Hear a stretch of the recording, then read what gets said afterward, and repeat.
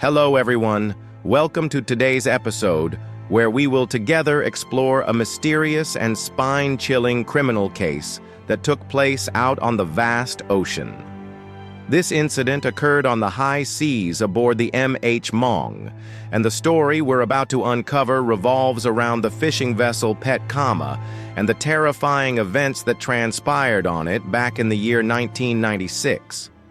The setting of this story is South Korea, a nation bordered by the sea on three sides, with a coastline stretching over 5,000 kilometers in length. Since ancient times, there has been a saying in this country: those who live by the mountains eat from the mountains, and those who live by the sea eat from the sea.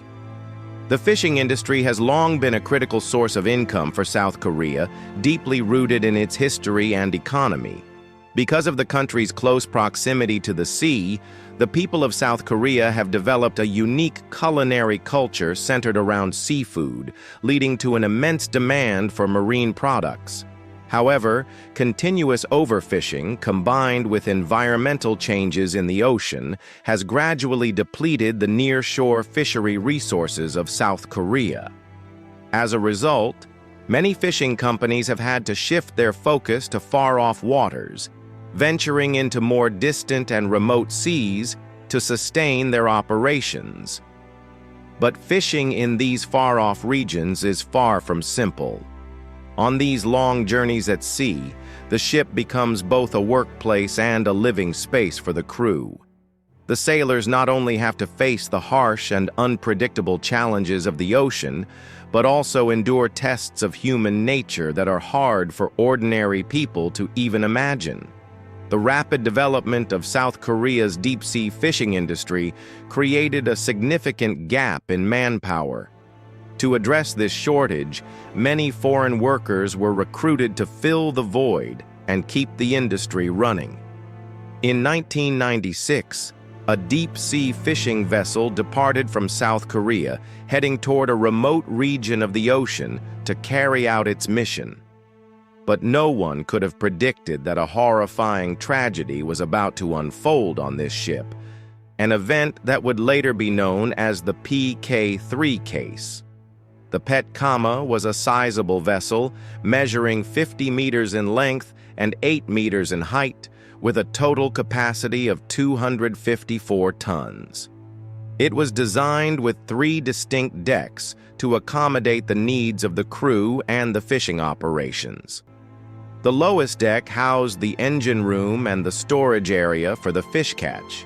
The middle deck was designated as the crew's communal living space, which included a dining area, and the top deck was reserved for the management team, featuring the captain's quarters, the navigation bridge, and storage for equipment. Although the ship was officially registered in Honduras, a country in Central America, its actual owner was a South Korean seafood company. In 1996, this company began recruiting a crew for a new deep-sea fishing expedition, with the planned destination being the waters around the Phoenix Islands in the South Pacific, located between Australia and Hawaii. The Phoenix Islands region has an average depth of up to 4,000 meters, and is renowned for its incredible diversity and abundance of fish species. Nowadays, the Phoenix Islands protected area has become the largest marine conservation area in the world. This particular voyage of the Pescama was part of a 2-year tuna fishing operation in that region. According to the plan, the ship would set sail from Busan, South Korea, crossing the vast expanse of the Pacific Ocean to reach its target fishing grounds. Concerned that some crew members might abandon their duties midway through the journey, the company required each sailor to sign a contract and pay a deposit up front. This deposit would be fully refunded to them after they completed the full 2 years of work. In addition to the deposit, each crew member was promised a monthly salary that was several times higher than the average wage for ordinary jobs in their home countries. The attractive salary proved to be a powerful incentive, drawing in a large number of applicants who were willing to pay the deposit to secure a spot on the crew. It didn't take long for the company to select 24 crew members for the voyage. The majority of them were foreign laborers, with only 7 of the crew being South Korean nationals, most of whom held managerial positions on the ship. The South Korean crew included Captain Choi Ki-chul, First Mate Lim Sik, Supervisor Kang In-ho, Chief Cook Seo Jang-soo, Engineer Kim Chang-rae, and 2 deckhands, Bak Dong-sung and Shin Hyung-in. Captain Choi Ki-chul, who was 33 years old at the time, was relatively young for his position. However, he had already accumulated many years of experience at sea, earning him the respect of even the older crew members. Choi Ki-chul was notorious for his hot temper and difficult personality. On a previous voyage, he had brutally beaten an Indonesian crew member so severely that the man was left permanently unable to continue working at sea. That incident had caught the attention of the Indonesian embassy, but Choi Ki-chul faced no criminal charges for his actions. At the company's request, he wrote a letter of apology, and the matter was considered resolved, at least officially. And yet, here he was again, appointed as the captain of the Pescama, leading a new crew on this deep-sea fishing mission. Supervisor Kang In-ho, on the other hand, was a physically imposing man, standing at 1.8 meters tall and weighing 130 kilograms. Kang In-ho had previously served as a sergeant in the South Korean Marine Corps, and he was fiercely loyal to Captain Choi, obeying only his orders. His aggressive and intimidating demeanor struck fear into the hearts of the crew members. First Mate Lim Sik, at just 27 years old, was the youngest among the South Korean managers. Unlike the others, he had a more cheerful and approachable personality, making it easier for him to get along with the foreign crew members. However, even Lim Sik lived in fear of Captain Choi's temper and Supervisor Kang In-ho's authority. Beyond the 7 South Korean crew members, the remaining 17 consisted of 10 Indonesians and 7 Chinese workers. The 7 Chinese crew members were Quan Tai-jen, Li Xuancheng, Bai Zhongfan, Tao Rikui, Tao Jinghao, Tao Wenfeng, and Pak Jun Nam. They were all farmers of North Korean descent, hailing from Tonghua in Jilin Province, China. Before joining the ship, each of their families had struggled to scrape together the 20,000 yuan required for the deposit. If they completed the 2-year contract, they would get the full amount back, along with a monthly salary of 1,500 yuan, which was significantly higher than the average wage in China at the time. Because they could communicate with the South Korean crew, many North Koreans living in China sought opportunities with South Korean fishing companies to earn a better living. However, most of these workers lacked formal training as sailors and often had no prior experience at sea. Among the 7 Chinese crew members, 44-year-old Quan Tai-jen was the only one with any seafaring experience. Born into an ordinary farming family, Quan Tai-jen had joined the military after finishing junior high school. After his discharge, he returned to his hometown to farm and later taught himself enough to pass college entrance exams. He then worked as a teacher at a village elementary school, but his salary was a meager 500 yuan per month. 2 years earlier, his mother had fallen seriously ill, and Quan, who also had 3 young children to support, found that his income from farming and teaching wasn't enough to cover the family's expenses. One day, he heard that fishing at sea could bring in a substantial income, so he decided to give it a try, embarking on a fishing trip. After more than a year at sea, he returned home with 50,000 yuan, a sum far greater than what he could earn through his usual work. He used that money to pay for his mother's medical treatment, experiencing for the first time the financial rewards of working at sea. This year, when he learned that a South Korean fishing company was recruiting crew members, Kwon Tae-jin saw an opportunity to capitalize on his youth and strength to earn more money, so he applied and became a crew member of the Pescama. Among the 7 Chinese crew members, Kwon Tae-jin was the oldest, the most educated, and the only one with prior sea experience. As a result, he naturally became the de facto leader of the group. On Monday, June 10, 1996, the Pescama quietly departed from the port of Busan, South Korea, officially embarking on its 2-year deep-sea fishing expedition. The ship's initial destination was Tinian, an island in the western Pacific, located south of the Mariana Islands near Saipan. At this point, the ship carried only the South Korean managers and the Indonesian crew members. The 7 Chinese crew members, led by Kwon Tae-jin, traveled separately, flying from Beijing to Seoul, then from Seoul to Saipan, and finally from Saipan to Tinian to join the ship. On June 16th, after 13 days of sailing across the ocean, the Pescama finally arrived at Tinian in the western Pacific, where the 7 Chinese crew members boarded the vessel. At this point, all 24 crew members were fully assembled on the ship, and the Pescama set its course toward its ultimate destination, the waters of the Phoenix Islands in the South Pacific, traveling at maximum speed. Given Kwon Tae-jin's 1 year of seafaring experience, Captain Choi appointed him as the second mate upon boarding, assigning him to take shifts with First Mate Lim Sik in overseeing the navigation of the ship. The other crew members, however, were not as fortunate.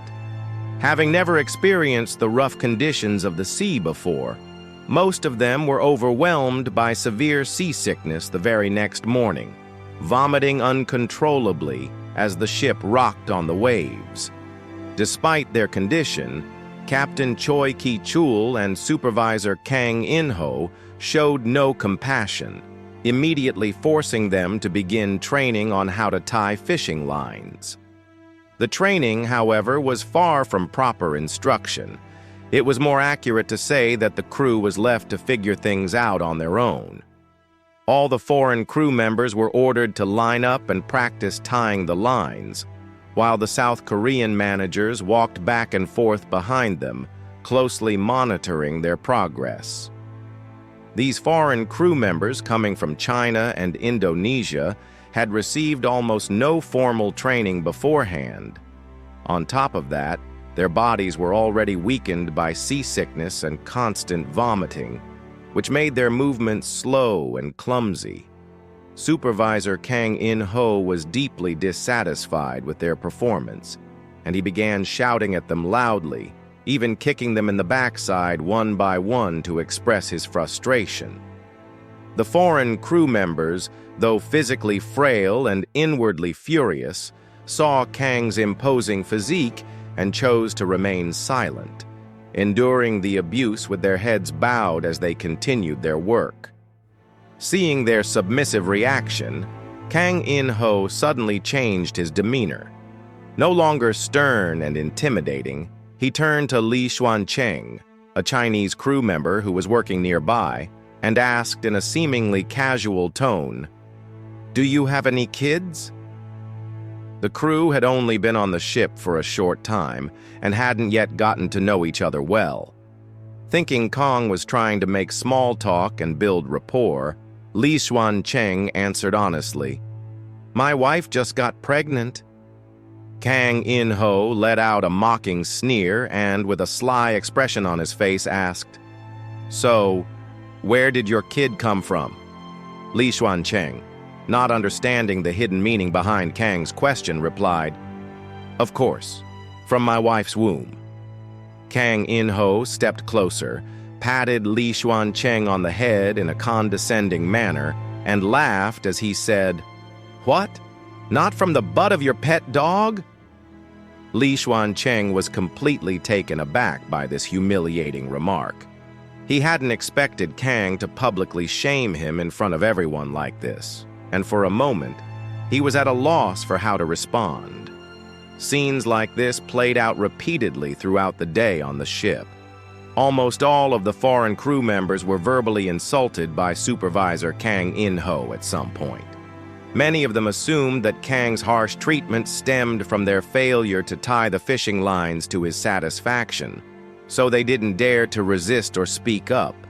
They simply endured the humiliation in silence.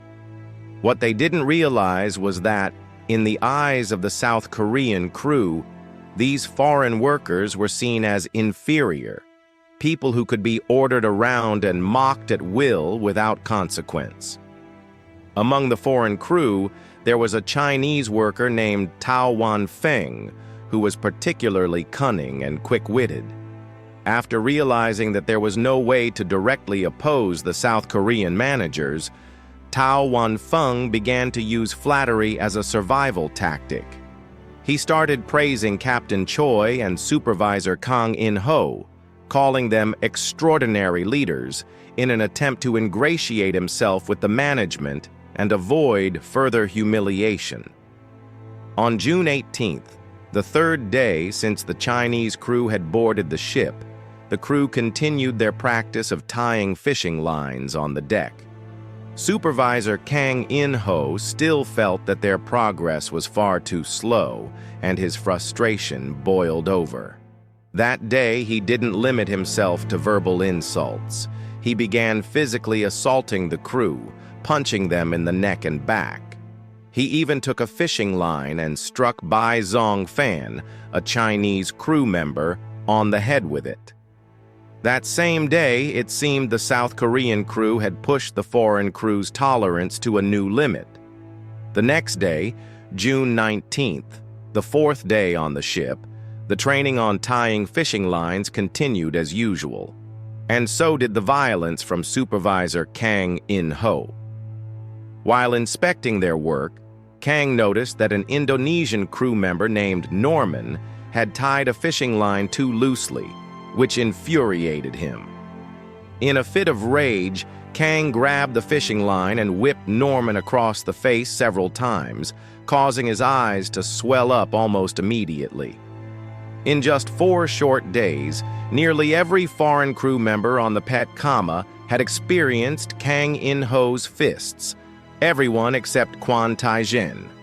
Because of Quan's prior sea experience, his efficiency in work, and his position as the second mate, Kang In-ho had not yet found a reason to target him. On the morning of June 20th, the 5th day, the crew woke up as usual, performed their personal hygiene routines, ate breakfast, and prepared to continue their training. During this time, Tao Jinghao pulled Quan Tai-jen aside and whispered to him, "You need to be careful. I just overheard Supervisor Kang In-ho talking to Captain Choi Ki-chul in front of him, saying he wants to beat you until you bleed." I don't know why, though. Even though Quan wasn't sure whether the information was true or why Kang would want to target him, he had witnessed the beatings of the other foreign crew members over the past few days. He decided it was better to believe the warning than to dismiss it, so he resolved to be extra cautious that day. By noon, Supervisor Kang In-ho called Quan Tai-jen down to the ship's hold. The moment Kang saw Quan, he began muttering curses under his breath before suddenly throwing a punch directly at Quan's face. Quan's nose immediately started bleeding profusely. It was only the 5th day at sea, and they were still far from their destination, so Quan Tai-jen forced himself to endure the pain, offering a strained smile to Kang. But Kang In-ho wasn't satisfied. He landed another punch on Quan, sneering, "You thought I wouldn't hit you just because I didn't 2 days ago? Don't think I'll spare you in the future." Quan, wiping the blood from his nose, bowed his head and apologized. By this point, every single foreign crew member on the Pescama had been beaten by Kang In-ho at least once, all of them having undergone what could be called a test of obedience on the ship. The South Korean crew members operated under a different compensation system than the foreign crew. Unlike the foreigners, the South Koreans didn't receive a fixed salary. Instead, their earnings were tied to the amount of fish they caught. In other words, the more fish they hauled in, the higher their income would be. Because of this, they believed there was no more effective method than beating and scolding the crew to improve work efficiency. Among the foreign crew members on the Pescama, it wasn't just the Chinese who were humiliated. The Indonesian crew members faced the same treatment. However, there was a key difference. The Indonesians didn't understand the verbal insults hurled at them, while the Chinese crew, all of whom were North Korean descent and spoke the language, understood every single word. Each insult cut deep into their hearts.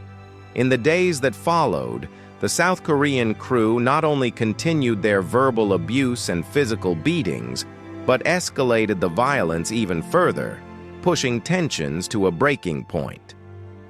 On June 22nd, the 8th day, the training on tying fishing lines continued as usual. Supervisor Kang In-ho always seemed to find a reason to lash out at the crew.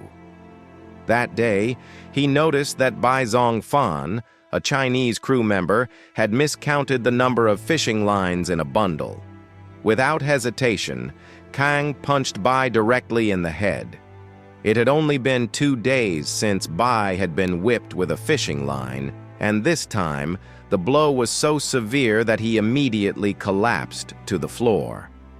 It took a while for Bai Zhongfan to regain consciousness, and when he did, he vomited blood several times. The other crew members were deeply worried about his condition, but there was no doctor on the ship, so they had no idea how to help him. The violence didn't stop there. Captain Choi Ki-chul, believing that all the foreign crew members were tying the fishing lines too slowly, ordered them to kneel on the deck of the ship. He instructed the other South Korean crew members to use sticks to beat each of them on the backside, delivering 3 strikes per person as a form of punishment. After being beaten, all the foreign crew members struggled to stand up, preparing to return to their workstations. At that very moment, Supervisor Kang In-ho grabbed a plastic bucket filled with fish bait and hurled it toward them. The bucket struck Tao Ri Kui, a Chinese crew member, and an Indonesian crew member who couldn't dodge in time, leaving them both covered in blood from the impact. Despite the violence, the foreign crew members, desperate to reclaim their deposits and earn their promised wages as per their contracts, didn't dare to stand up and resist the South Korean crew. They continued to endure in silence, living through days filled with both grueling labor and constant humiliation. On June 26th, a group of Chinese crew members finally reached their breaking point. They realized that if things continued this way, they might not survive long enough to see the 2 years through and retrieve their deposits. So they gathered together to discuss how to handle the situation. Quan Tai-jen, being older than the others, found the brutal treatment especially unbearable.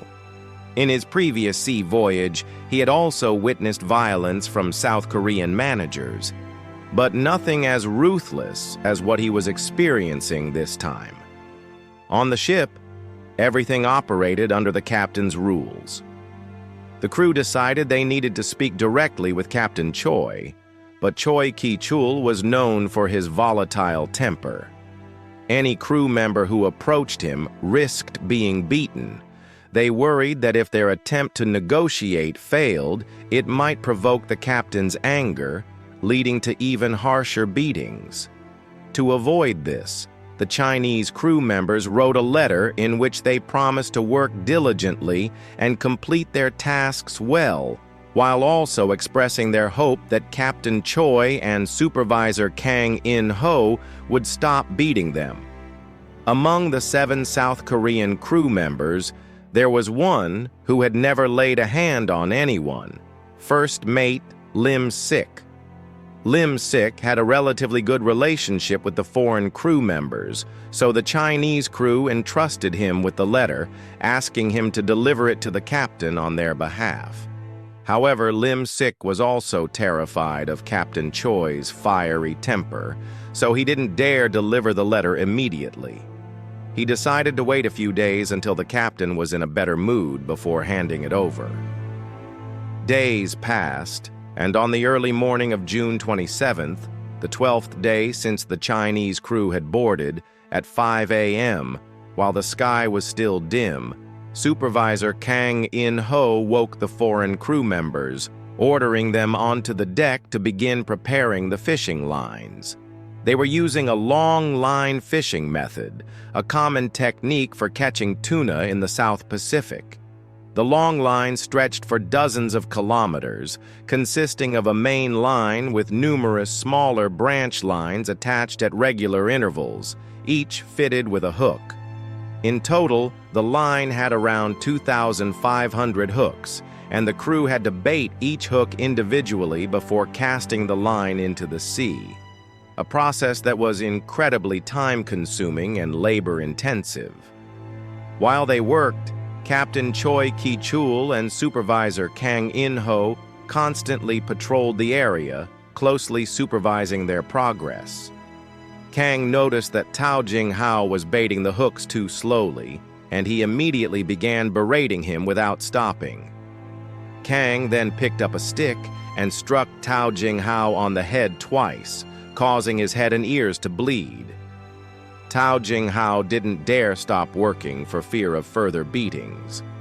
Meanwhile, Captain Choi Ki-chul noticed that Bai Zongfan had baited a hook incorrectly, and in response, he picked up several fish and threw them forcefully at Bai's head and back. Caught off guard by the sudden attack, Bai Zongfan became even more flustered. Choi Ki-chul stepped forward, kicked Bai to the ground, and then delivered 2 more kicks to his stomach. Bai cried out in pain, a sound that caught the attention of another Chinese crew member, Li Xuancheng, who instinctively glanced over. Captain Choi noticed Li's glance and immediately picked up a fish from the deck, hurling it at Li Xuancheng. The fish struck Li Xuancheng in the head, causing his nose to bleed, but Choi didn't stop there. He picked up several more fish and continued throwing them at Li. Li Xuancheng, acting on instinct, began dodging the projectiles. Seeing Li dare to evade, Choi Ki-chul grew even angrier. He grabbed an iron pipe from the deck and chased after Li, intent on beating him. In the past, the South Korean crew had typically used their bare hands to beat the foreign crew members. And even when they used tools, they were light objects like fishing lines. But today was the first time the crew saw the captain wielding an iron pipe, and they realized the situation had become far more serious than before. A powerful sense of fear surged within them, causing the crew to slow down or even stop their work entirely. Seeing this, Choi Ki-chul shouted furiously, "Why aren't you working? Are you trying to rebel against me?" He then ordered all the foreign crew members to kneel on the deck to receive their punishment. The first to be targeted was Li Xuancheng, the one Choi had just chased. Noticing that Li wasn't kneeling in the correct posture, Choi took the iron pipe and struck him on the head. Li instinctively tilted his head to avoid the blow, and the pipe hit his shoulder instead. Li felt the force of the strike. If it had landed on his head, it might have killed him. While previous beatings had been framed as disciplinary measures, this attack clearly crossed the line of punishment. Li Xuancheng felt that the captain genuinely intended to kill him. Unable to endure the humiliation and violence any longer, Li Xuancheng sprang to his feet, snatched the iron pipe from Choi's hands and locked his arms around Choi's neck to restrain him. Seeing this, the other South Korean crew members immediately grabbed nearby wooden sticks, fish-cutting knives, and other tools, rushing toward Li Xuancheng to attack him. A few Chinese crew members, sensing the dangerous escalation, also picked up whatever tools they could find nearby. Instead of addressing Kwan's request, Choi ordered him to gather all the Chinese crew members and bring them to the bridge. Facing continuous mistreatment from the captain, the crew had run out of patience. They no longer offered explanations. They simply stated that they refused to continue working, even if it meant losing their deposits. They were determined to leave the ship. Choi Ki-chul fell silent and didn't respond immediately. 2 days later, the 6 Chinese crew members returned to Captain Choi Ki-chul, once again demanding to disembark. Surprisingly this time, he agreed without much resistance. However, he added a condition. Each crew member had to sign and fingerprint a written statement proving that they were voluntarily requesting to leave the ship and return to their home country, and that their decision was not due to any beatings or mistreatment. The crew members, unable to endure any longer and desperate to go home, immediately agreed to this condition. First Mate Lim Sik drafted the statement for their departure, and the 6 Chinese crew members, excluding Tao Wanfeng, signed and fingerprinted the document. After signing, they handed the statement to the captain. But the moment Captain Choi received the statement, his demeanor suddenly changed. With a smug look on his face, he sneered, "You little dogs really thought I was scared of you? I'm playing you," he continued. "If you said you were leaving because I beat you, the company would discipline me and hold me accountable for all the losses. But now that you've admitted you're leaving voluntarily, the tables have turned and you're the ones in trouble." The 6 crew members had a sinking feeling that something was terribly wrong, but it was already too late. It turned out that this wasn't a simple departure statement. It was a confession.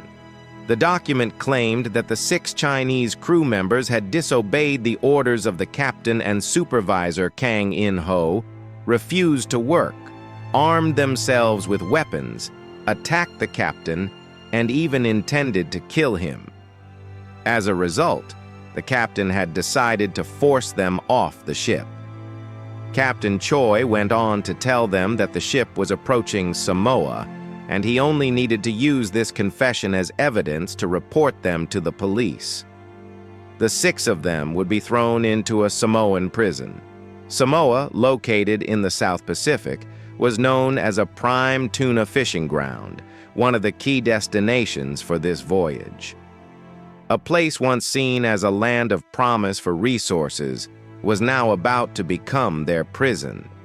If they were reported to the authorities, they would be detained for at least 3 months, and all the costs of their imprisonment, as well as the ship's travel expenses to Samoa, would be charged to the 6 of them. Combined with the loss of their deposits and the earlier travel costs, each person would lose at least 100,000 yuan. For rural families like theirs, this was an astronomical sum. It essentially meant they might be stuck in a Samoan prison for the rest of their lives. After hearing Captain Choi Ki-chul's words, the 6 crew members realized they had been tricked. A heated argument broke out between the 2 sides. This time, the South Korean crew was well prepared to prevent any resistance from the Chinese crew members. Supervisor Kang In-ho, Bak Dong-sung, Chief Cook Seo Jang-soo, Engineer Kim Chang-rae, and Deckhand Shin Hyung-in, all 5 of them were armed with iron rods, long knives, and axes, hiding in the shadows, waiting for the right moment to strike. When they heard the argument erupt, the 5 of them, holding their weapons, positioned themselves behind Captain Choi Ki-chul, ready to act at any moment. They even taunted the Chinese crew, saying, "We've been at sea for so long, and you've only caught 30 tons of tuna, you lazy, filthy devils. You owe us for the losses." Seeing that the other side was prepared for a fight, the 6 Chinese crew members were forced to retreat from the bridge. After calming down, they calculated the amount of compensation they would owe, a staggering sum that was completely unattainable for them. Some felt as though the sky was falling. The 6 of them had no way to come up with such a large amount of money. With no other options, they turned to Lim Sik, the South Korean crew member who was the easiest to talk to, and asked for his help. Kwon Tae-gen spoke to Lim Sik with a tone full of empathy. "We're compatriots, speaking the same language. Why must we make things so difficult for each other?" He asked Lim Sik to put in a good word with the captain on their behalf, but Lim Sik refused, saying that if he pleaded for them, the captain would surely not spare him either. Kwon Tae-gen then came up with another idea. He decided to offer Captain Choi a gift of Angong New Huang pills, a type of traditional medicine his family had prepared for him before he boarded the ship. This medicine was known for its ability to clear heat and detoxify the body, capable of treating various ailments, and was quite expensive, which is why Kwon had been reluctant to use it. Kwon handed the medicine to the captain, saying, "My family is very poor. We can't possibly come up with such a large sum of money. I hope, for the sake of our shared language, you'll let the 6 of us leave this ship." But Captain Choi Ki-chul didn't accept the medicine. Instead, he threw it off the ship. The Pescama didn't change its course and continued heading towards Samoa. As time passed and the ship drew closer to shore, the pressure on the 6 Chinese crew members grew heavier. 2 days after signing the confession, with no other options left, they sat together, drinking to drown their sorrows. They began recounting the events of the past month, and the more they talked, the angrier they became. One of them said, "The Koreans are doing this because they want us dead, aren't they? They're too cruel. We've suffered enough, and they still bully us like this. Those filthy dogs deserve to die." Little did they know that this drunken outburst would soon become reality. On August 6, 1996, at 2:30 a.m., the Pescama encountered the freighter Dong W No. 2 at sea. Upon hearing that the Pescama was heading to Samoa, the crew of Dong W No. 2 informed them that they had a 19-year-old South Korean intern on board named Choi Dong-ho, who was suffering from appendicitis. They asked the Pescama to take him to Samoa for treatment at a hospital there. As a result, the South Korean intern was transferred to the Pescama, increasing the total number of people on board to 25. That day, it was Kwon Tae-gen's turn to stand watch. At 1 a.m., he went to the bridge to take over the shift from First Mate Lim Sik. Half an hour later, Captain Choi arrived at the bridge and instructed Kwon Tae-gen, "If there's any news from other ships, wake me up." Then he left. At that moment, a murderous intent began to take root in Kwon Tae-gen's mind. A short while later, Kwon Tae-gen went to the captain's quarters, woke Choi Ki-chul, and told him there was news from another ship. Choi Ki-chul, groggy from sleep, got up and followed Kwon to the bridge.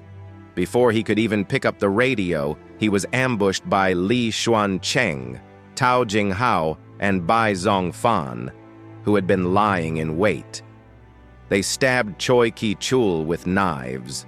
He resisted fiercely, but overwhelmed by their numbers, he was eventually subdued and thrown overboard. Seeing their plan succeed, Kwon Tae-gen called Supervisor Kang In-ho to the bridge. The moment Kang stepped through the door, he was attacked by the other crew members with an axe. Kang In-ho, with his large stature and quick reflexes, managed to dodge the initial strike. He slammed the bridge door shut and turned to fight back, targeting Tao Ri-kui, a Chinese crew member who had emerged from the other side of the bridge.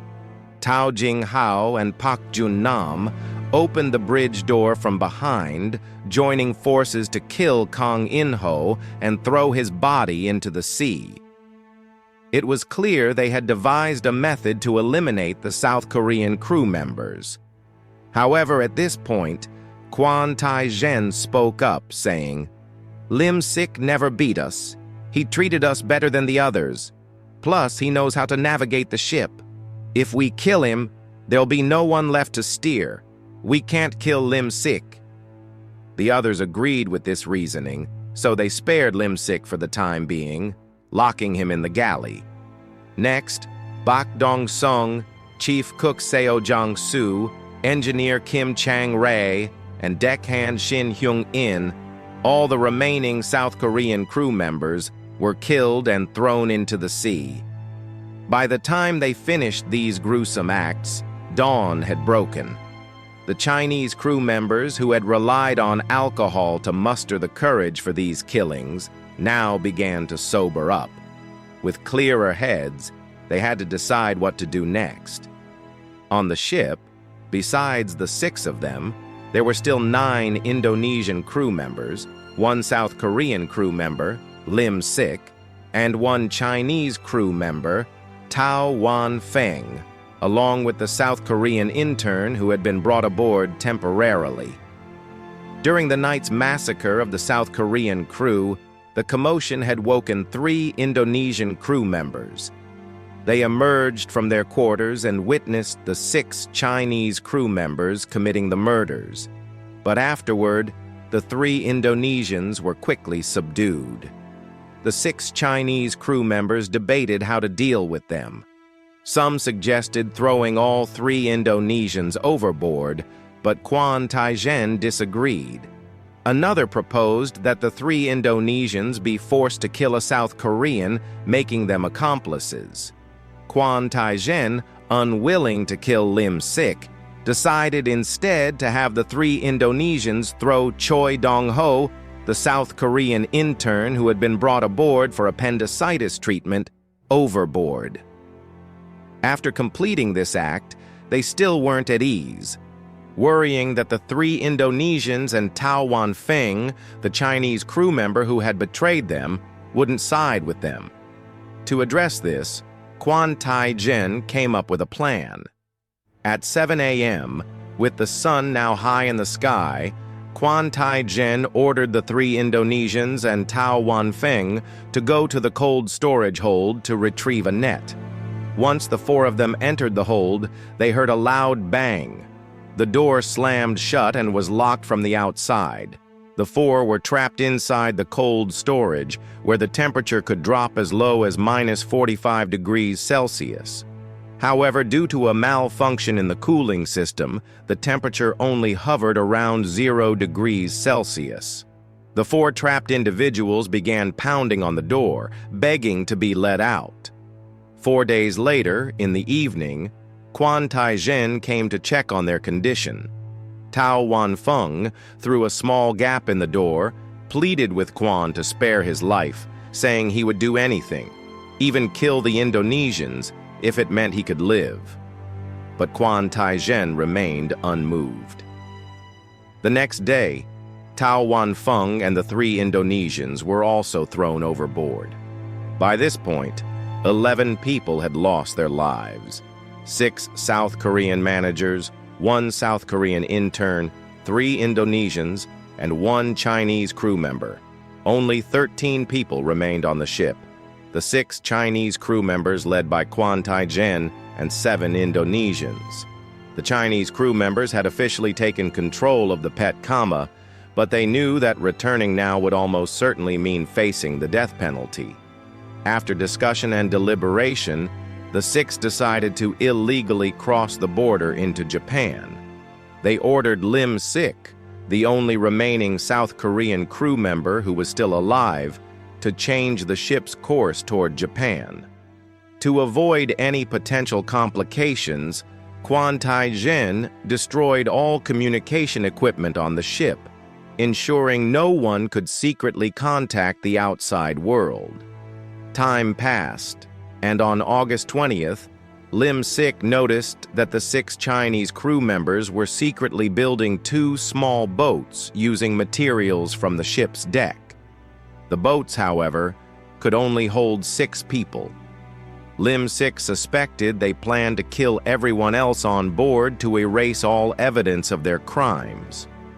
A growing sense of unease welled up inside him, and he began looking for a way to escape before they could kill him. The Pescama continued its journey for another 4 days. On August 24th, the ship reached a position 8 kilometers northwest of Minami Torishima, an island belonging to Japan. Due to fuel issues, the ship began to tilt, making navigation difficult and posing a risk of capsizing. Lim Sik explained that the problem was due to the ship's unstable center of gravity, and he requested that the Chinese crew members go down to the fish hold to rearrange the cargo and correct the ship's tilt. The 6 Chinese crew members entered the hold, unaware of what was about to happen. Lim Sik, along with the Indonesian crew members, quickly slammed the hold door shut, locking them inside. In that critical moment, Kwon Tae-jin reacted swiftly, managing to escape from the hold. He began fighting with the Indonesian crew members, but because he failed to free the other 5 Chinese crew members trapped inside, Kwon was overwhelmed by the numbers. He was eventually subdued and locked back in the hold. Shortly afterward, a Japanese fishing vessel appeared within sight. Lim Sik immediately jumped off the Pescama and swam toward the Japanese vessel. Once aboard, he recounted the entire story to them. Lim Sik and the remaining 7 Indonesian crew members were rescued. The Japanese Coast Guard arrested the 6 Chinese crew members, including Kwon Tae-jin, and quickly handed them over to South Korean authorities. The Pescama was brought back to the port of Busan, and the case soon made headlines, sparking widespread outrage in South Korea. Those who didn't know the full context of the events were furious at the actions of the 6 Chinese crew members, calling them demons and butchers, and demanding that they be executed to deliver justice for the South Korean crew members who had died. 2 months later, in December 1996, the case went to trial at the Busan District Court. The 6 Chinese crew members, Kwon Tae-jin, Li Xuancheng, Bai Zongfan, Tao Ri-kui, Tao Jinghao, and Pak Jun-nam, were charged with murder, concealing bodies, and mutiny. After deliberation, the court deemed their actions particularly severe and the number of victims excessively high, sentencing all 6 defendants to death for murder and related charges.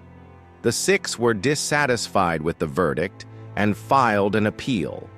During their detention, Kwon Tae-jin wrote a 10,000-word petition detailing how they had been humiliated and abused by the South Korean managers on the ship, arguing that these experiences were the root cause of the murders, which were driven by pent-up rage.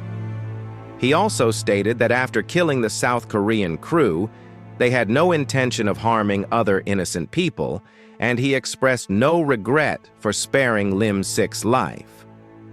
However, this petition was not covered by the South Korean media. A month later, the petition was sent to China, where a newspaper in Liaoning published the story, revealing previously untold details behind the case. Readers who learned the full story felt the sentence was unjust. Professor Liu Lin, a lecturer at the Liaoning Judicial Police Academy and a pioneer in the field, decided to use his legal expertise to help his compatriots. He teamed up with a South Korean lawyer named Moon Rae, who often defended the underprivileged in Busan. After learning about the case, Moon Rae believed the six had been wrongfully convicted, and despite intense public pressure, he decided to take on their defense. When this news broke, the South Korean public criticized him, labeling him a traitor.